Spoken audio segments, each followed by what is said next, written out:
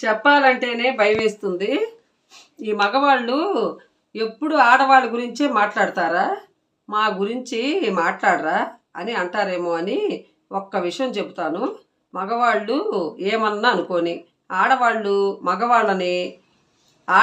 మగవాళ్ళని కొంగున ముడేసుకోవాలంటే ఏం చెయ్యాలి అనే దాన్ని గురించి మాట్లాడుకుందామా. మా దగ్గర మా దగ్గర ఉండాలన్నా, మా మాట వినాలన్నా ఏం చెయ్యాలి అని అనుకుంటారు ఆడవాళ్ళు. అవునా? భర్తను కొంగున ముడేసుకోవాలంటే ఏం చెయ్యాలి అని మాతో ఎప్పుడు కనెక్ట్ అయ్యి ఉండాలంటే ఏం చెయ్యాలి అని అనుకుంటారు. నిజమే, అది న్యాయమైన ఆలోచనే, కాదంటల్లా. ఇది అవునా కాదా అంటే అవును. కానీ వినటానికి భార్య కొంగు పట్టుకొని తిరగటం అని అనుకుంటారు చాలామంది. భార్య కొంగు పట్టుకొని ఉంటాడమ్మా, ఎప్పుడు తిరుగుతానే ఉంటాడు అనేది ఎప్పుడో అనుకుంటారు. ఇప్పుడు కాదండి ఇది. భార్య కొంగు పట్టుకొని తిరగటం ఇప్పుడు కొత్తగా కొంగు పట్టుకొని తిరిగేది ఏముండదు. ఇప్పుడు పట్టుకోలా, 3 ముళ్ళు పడ్డప్పుడే, నువ్వు 3 ముళ్ళు వేసి నీ దాన్ని చేసుకున్నప్పుడే ఆమె ఏమనుకుంటుందంటే కొంగుతో ముడేసుకొని నా వాడిని చేసుకోవాలి అని అనుకుంటుంది. ఆ రోజే, పెళ్ళైన రోజే నీ భార్య, నువ్వు కొంగు ముడి పడ్డ రోజే నీ భార్య అలా అనుకుంటుంది. ఇప్పుడు కొంగు పట్టుకునేదేంది? భార్య కొంగు పట్టుకుని ఇప్పుడు తిరిగేదేంది? పెళ్ళప్పుడే తిరిగారు. న్యాయమైన కోరికే, కానీ అతిగా ఇబ్బందికరంగా వేరే రిలేషన్స్ కట్ చేస్తూ తనని మానసికంగా ఇబ్బంది పెడుతూ అలా చేస్తే కొంగుర ముడి గురించి నేను హర్షించను. నేను అసలు అలాంటివి చెప్పను. మీరు మామూలుగా వింటారంటే మంచి మాటలుగా అయితే చెబుతా దాని గురించి. అంతేగాని మీరు వేరే రకంగా అచ్చంగా కొంగును ముడేసుకొని వాళ్ళ సంబంధాలన్నీ తెంపేయాలా, అచ్చంగా నాతోనే ఉండాలా, నా కొంగు పట్టుకొని తిరగాల, వాళ్ళ రిలేషన్లన్నీ, వాళ్ళ పెద్దవాళ్ళతో రిలేషన్లన్నీ కట్ అయిపోవాలని మీరు అనుకుంటే చెప్పను. మీరు అట్లా అనుకోకుండా ఉంటే చెబుతా, సరేనా? ఎందుకంటే నువ్వు ఎదుటి మనిషి ప్రేమను పొందాలి, కానీ బలవంతంగా లాగుకునేది కాదు. ప్రేమ అంటే సంపాదించుకొని పెట్టుకోవాలి. అంతేగాని నువ్వు ప్రేమతో ఉండి ప్రేమను పొందాలి. అంతేగాని నువ్వు గంపలాగా గయ్యాళిలాగా అరచి నువ్వు మీ అమ్మ వాళ్ళను చూడకు, మీ అక్క వాళ్ళను చూడకు, డబ్బులు తీసుకురా. సినిమాల్లో గనక ఆమెని, శుభలగ్నం సినిమా చూసా, దాంట్లో గనక ఆమెని భర్తని ₹1,00,00,000 అమ్ముకున్నట్టు అలా స్తోమతకు మించి సంపాదించమని భర్తని వేధిస్తూ ఇలాంటివన్నీ వేరే యాంగిల్లో అడగకూడదు. అవి వేరే యాంగిల్. అలా కాకుండా చక్కగా చిలిపిగా, నా భర్త అసలు నన్ను పట్టించుకోడు మేడం, నా భర్త నన్నే చూస్తే బాగుండు, నా మాట వింటూ నేను పెట్టింది తింటూ నాతో కబుర్లు చెబితే చాలు బాగుంటుంది, ఫ్రెండ్స్తో గడపకుండా, టీవీ చూడకుండా, పేపర్ చూడకుండా నాతోనే ఉంటే బాగుంటుంది అని ఇలాంటివన్నీ అనుకుంటారు. కానీ ఇలాంటివన్నీ జరిగింది అనుకోవటానికి 20 సంవత్సరాలు పెళ్ళయి 20 సంవత్సరాలు అయింది కదా. 20 సంవత్సరాలు అయినా కూడా అయినా సరే నన్ను అలా ఓరకంట చూస్తూ ఉంటే బాగుండు. అలా ఇలాంటి రిలేషన్లు నిలబెట్టుకోవటానికి 3-4 టిప్పులు ఉన్నాయండి. అలా టిప్స్ చెప్పుకుందామా? మీ భర్త మిమ్మల్ని చూస్తూ ఉండాలంటే, మీ కొంగున ముడేసుకోవాలంటే కనుక అందరూ ఆడవాళ్ళు కోరుకునేది ఇదే గనక, న్యాయపరమైన కోరిక గనుక, ఇది మీ ఇళ్ళలో అత్తలు ఉండారేమో చూడండి. అత్తలు విన్నారనుకో నన్ను ఆడేసుకుంటారు. నన్ను ఆడేసుకొని మగాడిని కొంగును కట్టుకోవటం ఏమిటి, దీనికి ఏం పని పాట లేదా అని నన్ను తిట్టుకుంటారు. ఒకవేళ మీ ఇంట్లో కనుక ఉంటే, మీ అత్తోళ్ళు కనుక ఈ వీడియో చూశారంటే నన్ను తిట్టుకుంటారు, ఏంది ఇట్లా చెప్పి వస్తుందని. కానీ చివరి దాకా ఇనుంటే నేనేం చెబుతున్నాను అర్థమైంది. అత్తలు అలా అనుకోకండి, హ్యాపీగా ఫీల్ అవ్వండి. మీ కొడుకు నీ కోడలు చెప్పినట్టు వింటున్నాడంటే వాడు బాగుపడుతున్నాడని అర్థం. అలా అర్థం చేసుకోండి. ఏది మిమ్మల్ని తల్లి తండ్రిని నొప్పించి చేసేవి ఏ పనిని నేను హర్షించను. అది కోడలైనా సరే, కొడుకైనా సరే, కూతురైనా సరే, అల్లుడైనా సరే, ఎవరైనా సరే ఒప్పుకునే ప్రసక్తే లేదు. తల్లి తండ్రిని కాదని, అత్తా మామని కాదని కొంగున ముడేసుకోవాలన్న ఓ కోడలికి నేను ఏ టిప్స్ చెప్పను. అలా అని అత్తలు కోడల్ని రాసి రంపాను పెడితే వాళ్ళకి ఏమన్నా చెప్పారా అంటే వాళ్ళకి రాసి రంపాన పెట్టే అత్తలకి ఏమన్నా చెప్పారా అంటారు. మీరు మీరు వన్ సైడ్ మాట్లాడుతున్నారు, కోడల్నే అంటున్నారు అని అనుకుంటారు. అంటే అది వేరే సబ్జెక్టు, దాని గురించి నేను చెప్పట్లేదు. మీరే మాట్లాడుకోండి మంచి చెడు. కాబట్టి ఈ అందమైన ఈ బంధాన్ని గనక మనం చక్కగా చేసుకోవాలంటే భర్తకి 4-5 రకాలు భర్తలు 4-5 రకాలు ఉంటారండి. ఒక్క రకం కాదు, 4-5 రకాలు ఉంటారు భర్తలు అనేవాళ్ళు. మగాళ్ళు ఇష్టంతో పెళ్లి చేసుకున్నా, ఎంతో ప్రేమించి పెళ్లి చేసుకున్నా కొన్ని రోజులైన తర్వాత ఏమవుతుందంటే భార్య మీద మోజు తగ్గుతుంది. మోజు తగ్గి కొత్తలో ఉన్నట్టు ఉండరు. పిల్లలు ఉంటారు చూడండి. పిల్లల మీద కూడా పిల్లోడు పుట్టినప్పుడు వాడిని చక్కగా గడ్డం కింద చెయ్యి పెట్టుకొని కన్ను ఆర్పకుండా చూస్తారు. పిల్లలు పుట్టినప్పుడు వాడి ఫోటోలు చూస్తూ కూర్చుంటారు. మీరు నా మీద మోజు పోయిందంటారా? మోజు కాదు, పోడు కాదు. మీ మీద మోజు ఎక్కడికి పోదు. నీ మీద మోజు పోయిందని మీరు అనుకోవద్దు. మోజు పోదు. మోజు గీజు ఏం పోదు.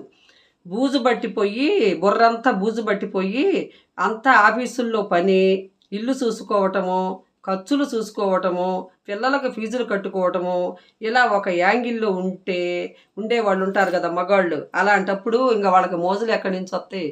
బుర్రంతా బూజు పట్టిపోతుంటే మీ మీద మోజు తగ్గిందని మీరు అనుకోబాకండి. ఎందుకంటే వాళ్ళకి అనేక రకాల సమస్యలతో, ఆఫీస్ వ్యవహారాలతో, ఇంటి సమస్యలతో, పిల్లల సమస్యలతో సతమతమైపోతూ ఉంటారు. పిల్లల పుట్టకదలికి ఒక రకం, పిల్లల బాధ్యతలు పెరిగినాక ఒక రకం, అలా అనుకోండి. అంతేగాని ప్రతి ఒక్కదానికి మోజు పోయింది, ప్రేమ పోయింది అట్ట అనుకోవద్దు. అలా ఆలోచించుకోబాకండి. అసలు వేరే యాంగిల్లో ఆలోచించుకోబాకండి. పిల్లల ఫీజులు కూడా కట్టుకోవాలి కదా. ఒక యాంగిల్లో ఉండే వాళ్ళు కూడా ఉంటారు. అలాంటి యాంగిల్లో వాళ్ళే టెన్షన్ నుంచి, ఆలోచనల నుంచి నీ వైపుకు లాక్కొని నువ్వు విపరీతమైన వాత్సల్యము, విపరీతమైన ప్రేమను నువ్వు గనక చూపిస్తే ఎక్కడికి వెళ్ళడు నీ భర్త. నీ మీద మోజు తగ్గటాలు అలాంటివి ఏముండవు. విపరీతమైన వాత్సల్యం, విపరీతమైన ప్రేమను చూపించి నీ వైపుకి తిప్పుకుంటే ఎక్కడికి వెళ్తాడు? నీ చుట్టూతే తిరుగుతాడు. కాబట్టి మేము అలానే ఉంటున్నాము. అలా ఉన్నా కూడా వాళ్ళు వెళ్ళే దారిలోనే వెళుతున్నారండి. వాళ్ళు వేరే రకంగా, వేరే దానికి ట్రీట్మెంటు వేరే ఉంటుందండి. వేరే దానికి మనం చెప్పుకునేది మనం ఎలా ఉండాలి. సమంగా ఉండే భర్తలు వాళ్లకు తెలిసి తెలియక ఏమన్నా లోపాలతో వేరే పనిలో పడిపోయినా, నీ వైపుకి తిరిగి చూడకపోయినా, నీ మీద ప్రేమ చూపి, నీ వైపుకి మొగ్గు చూపి, నీ వైపుకు తిరుగుతూ, నీ చుట్టూ ప్రదక్షిణ చేస్తూ, నీ కొంగు పట్టుకొనే తిరుగుతారు. అలా ఉంటే ఖచ్చితంగా ఒక వారం రోజులు గమనించాలి. నీ బిహేవియర్ ఎలా ఉందో, నీ భర్త బిహేవియర్ ఎలా ఉందో అలా గనక ఉండాలంటే నీ భర్త ఆలోచనలు ఎలా ఉండయో, నీ ఆలోచనలు ఎలా ఉండయో, నీ ఆలోచనలు నీ భర్త ఆలోచన కలుగుతాయో లేదు, అట్టా ఒక వారం రోజులు చూడండి. నీ కొంగు పట్టుకొని తిరగాలన్నా, నీ వైపుకి తిరగాలన్నా, నీ మీద ప్రేమ చూపించాలన్నా, నీ వైపు మొగ్గు చూపించాలన్నా, నీ చుట్టూ ప్రదక్షిణాలు దేవుడి చుట్టూ చేసినట్టు చేయాలన్నా నీ బిహేవియర్ గమనించుకో, నీ భర్త బిహేవియర్ గమనించుకో. మీ ఆలోచన కలుగుతున్నాయో లేదో చూసుకో. అసలు అతని ఆలోచనలు ఏంటో ముందు అవి చూడు, అవి గమనించుకొని తర్వాత నువ్వేం చేస్తావంటే ఆయన దేనికి రియాక్ట్ అవ్వటం లేదు, దేనికి అసలు నువ్వేం చేస్తున్నావు, ఆయన దేనికి రియాక్ట్ అవుతున్నాడు, నీకేం కావాలి, అసలు నీకు నీ చుట్టూ తిరగాలి కదా, దేనికి తిరగాలి. ఒక ఉదాహరణ, గుళ్ళు ఉంటాయి, పక్కనే ఉంటాయి. ఒక్కొక్కసాట గుళ్ళు పక్కనే ఉంటాయి చూడండి. ఆంజనేయ స్వామి ఉంటాడు, గణేష్ ఉంటాడు, వెంకటేశ్వర స్వామి కూడా ఉంటాడు. ఒక్కొక్క దేవుడికి ఒక్కొక్క ప్రాముఖ్యత ఉంటుంది. ఇంటి పక్కన గుడి వదులుకొని ఎక్కడో ప్రదర్శన ఎక్కడో చేస్తాం, మనం ప్రదక్షిణాలు ఎక్కడో చేస్తాం. ఎందుకు? వేరే దేవుడు, దూరంగా ఉన్న దేవుడి దగ్గరికి వెళ్తాం, దగ్గర ఉన్న దేవుడు పనికిరాక. ఆ దేవుడు నీకు నమ్మకం, నీకేం కావాలో అందిస్తాడని నమ్మకం. అందుకని నువ్వు అక్కడికే వెళతావు. నువ్వు నీ భర్తకి ఏం కావాలో అడిగినవన్నీ ఇవ్వు. ఎక్కడికి వెళ్లకుండా ఉంటాడు, అక్కడ గుడెట్టో ఇక్కడ నీ భర్త కూడా అంతే. అడిగినవన్నీ ఇవ్వు. నువ్వు ఏ నమ్మకంతో వెళతావు దేవుని దగ్గరకు, పూజలు చేస్తూ ఆ దేవుని మీద ఎంతో నమ్మకంతో ఉంటావు. ప్రాణం ఉన్న మనిషికి ఇంకెన్నుండాలి? ఏం కావాలో ఇచ్చి చూడు. ఖచ్చితంగా మారతారు. మారని వాళ్ళను ఏం చేయాలి, మారటానికి ఏం చేయాలి అని అనుకుంటారు ఒక్కొక్కళ్ళు. నీ భర్త నీ బిహేరీ కూడా చూడు. నువ్వెంత ఇంపార్టెంట్ ఇస్తున్నావు. నువ్వు నువ్వు కనుక అంత అంత ఇస్తే, నీ భర్తకు నువ్వు అంత ఇంపార్టెంట్ కనుక ఇస్తే, అతను తప్పకుండా నీ వైపుకు మొగ్గు చూపించటానికి నీ వైపుకు తిరుగుతాడు, నీ పైన మొగ్గు చూపిస్తాడు. నువ్వు అతనికి ఎక్కువ ఇంపార్టెంట్ ఇవ్వాలి. అతన్ని ఎక్కువగా అతని గురించి ఆలోచిస్తూ ఉండాలి. కాబట్టి ఒకటోది, దాని గురించి ఏం చేయాలంటే, ఆ కారణం ఏంటంటే, నువ్వు కడుపు నిండా ఇష్టమైన భోజనం పెట్టు. ఒక్కొక్కరు భోజన ప్రియులు ఉంటారు కదా, కడుపు నిండా ఇష్టమైన భోజనం పెట్టు. ఒకటో ట్రిప్పు. పెద్దలు ఎప్పుడు చెప్పేది ఏంటంటే, మగవాడి మనసుకు దారి కడుపులో నుంచి ఉంటుందంట. మగవాడికి ఎక్కువ భోజనం చక్కగా ఇంట్రెస్ట్గా బాగా చక్కగా రుచిగా కనుక చేసి పెడితే, ఏ ఆడదైనా సరే, మగవాడికి పెద్దోళ్ళు చెప్పే మాట ఏంటంటే, మగవాడి మనసుకు దారి ఇట్ట కడుపులోంచి వచ్చిద్దంట. కడుపులోంచి వచ్చిద్దంట. అంత ఇష్టం అంట మగాళ్ళకి భోజనం రుచిగా ఉంటే. అసలు వదిలిపెట్టరంట ఇంటిని పెళ్ళాన్ని కూడా. ఇష్టమైన భోజనం కనుక చేసి పెడితే ఎక్కువ పడిపోయేది మగాడు భోజనానికి. భోజన ప్రియులు ఎక్కువగా ఉంటారు కాబట్టి రుచికరమైన వంట చేసి పెట్టండి. ఫస్ట్ పాయింట్, అలా రుచికరమైన వంట చేసి పెట్టండి. మనసుకి దారి కడుపులోంచి ఉంటుందని చెబుతారండి పెద్దోళ్ళు. ఫుడ్డు టైంకి ఇష్టమైన ఫుడ్డు ఫస్ట్ ఇలా చేయండి. 2, నీకు చాలా కోరికలు ఉంటాయి. ఆ కోరికలు స్తోమతను బట్టి ఆ స్తోమతను బట్టి ఉంచుకో నీ కోరికల్ని. ఎప్పుడు డబ్బు, ఇది చెయ్యి, అది చెయ్యి, ఇది తీసుకురా, అది తీసుకురా, ఇవి ఇంటికి రాగానే ఆ మనిషిని ఇబ్బంది పెడితే ఎలా ఉంటుంది? ఏ భర్తకైనా చిరాకేస్తుంది. భర్త అంటే ఎప్పుడు భరిస్తాడా? భర్త అంటే భరించడానికి పుట్టాడు కదా. ఎందుకు భరించాలి? నీకేమన్నా అగ్రిమెంట్ రాసి చేసుకున్నాడా? నువ్వు అడిగినవన్నీ తీరుస్తానని, నువ్వు అడిగినవన్నీ కొనిస్తానని అన్న నీకు అగ్రిమెంట్ రాసుకున్నాడా? అంత స్తోమత అతనికి ఉండాలి కదా. ఉంటేనే కదా తీర్చేది. నిన్ను సాగుతానన్నాడు, నీకు అన్నం పెడతానన్నాడు, నువ్వు అంతవడికి చూసుకో. అంతేగాని నీ కోరికలు తీర్చేంత సామర్థ్యము అతనికి ఉందో లేదో తెలుసుకోవాలిగా. అన్నీ తెలుసుకున్నావు కదా. తెలుసుకోలేదా నువ్వు అన్నీ తెలుసుకోవాలి. కానీ ఒక మగ మనిషిని అదే పనిగా సతాయించటము వల్ల కూడా ఆ మనిషికి నీ మీద ప్రేమ అనేది ఎలా పుడుతుంది చెప్పండి? లేచిన కాంచి వాదనలు పెట్టుకొని ఇదే వాళ్ళు అట్ట సంపాదించిన, వీళ్ళు అట్ట సంపాదిస్తున్నారని ఏదో ఒకటి అంటా ఉంటే ఏ మగ మనిషికైనా ప్రేమ పుట్టిద్దా? అది ఆలోచించండి. అన్నీ అతని స్తోమతకు తగ్గట్టు అతను చేస్తాడు. నీ గొంతెమ్మ కోరికలన్నీ అతను తీర్చాలంటే అతని కాడ స్తోమత లేదు, అతని కాడ డబ్బు లేదు. డబ్బు సంపాదించమని అజ్జే అని సతాయించబాకండి. చేతులారా కొంపలు కూల్చుకోబాకండి. అది అలా చేసుకోండి. దానికి తగ్గట్టు పోండి. అతని స్తోమతకు తగ్గట్టు, అతని సంపాదనకు తగ్గట్టు మీరు పోవాలి. సతాయించటం మానేయండి ఫస్ట్. ఆ మనిషికి నీ మీద ప్రేమ ఎక్కడి నుంచి పుట్టదు. నీ మీద నీకు దగ్గరగా రావాలని అనుకుంటాడా? దూరంగా పోవాలనుకుంటాడా? మీరే చెప్పండి. ఆడవాళ్ళనే అడుగుతున్నాను. ఎక్కడైనా ఒక పార్టీకి పోయారు, లేదా ఒక ఫంక్షన్కి పోయారు, మీ చుట్టాలు ఎవరైనా వస్తారు కదా, ఎదురొచ్చి గబాలన పోతారు. గబాల పోయి వాళ్ళని పలకరించుకుంటారు. నిన్ను ఎప్పుడు కలవాలి, నిన్ను ఎన్నాలైన చూసి అని చెప్పి ప్రేమలు అలకబోసుకొని ఎప్పుడన్నా ఒక్కసారి కనపడే చుట్టాలను పలకరించుకుంటారు. వాళ్ళు నిన్ను తలుచుకునేవాళ్ళు కూడా కాదు.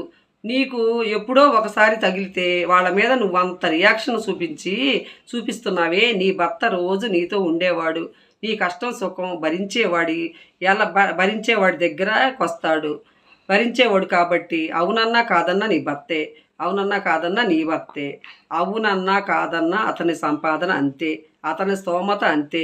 అదంతా తెలిసే నువ్వు పెళ్లి చేసుకున్నావు. అప్పుడు లేని సంపాదన ఇప్పుడు ఎక్కడి నుంచి వస్తుంది? అతని స్తోమత ఎంతో, అతని శక్తి ఎంతో, అతని సంపాదన ఎంతో తెలిసే పెళ్లి చేసుకున్నావు కదా. ఇప్పుడు సాధిస్తే నీకు అతనికి ఎక్కడి నుంచి వచ్చింది సంపాదన? అట్లా సాధించడం గొప్ప కాదు కదా, కరెక్ట్ కాదు కదా. ఎవరినో చుట్టాలను కాల్చుకునేది ఏందో ఆ అభిమానం, ఆ ప్రేమంతా నీ భర్త మీద చూపించు. అతనికి విలువివ్వు, అతన్ని ప్రశాంతంగా బతకనివ్వు. నీ మీద ప్రేమ చూపిస్తాడు. అంతేగాని సంపాదన కోసం వాదన పెట్టుకొని సోది పెట్టుకొని అతన్ని మనసు ఎరగదీయబాకండి.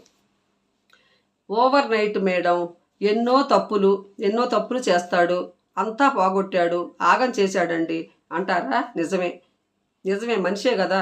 మనిషే కదా తప్పులు చేసేది.